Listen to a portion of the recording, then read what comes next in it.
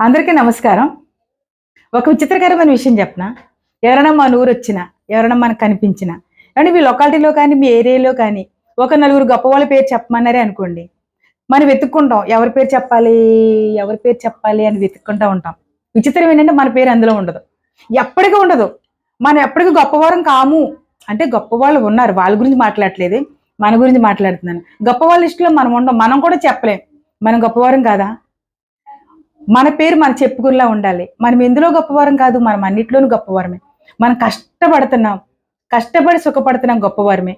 మన బిడ్డలందరినీ చక్కగా సమాజానికి, వాళ్ళ కుటుంబానికి ప్రయోజకులుగా చేసాం. మనం గొప్పవారమే. మన సమాజానికి అనేక మంచి పనులు చేస్తున్నాం. మనము గొప్పవారమే.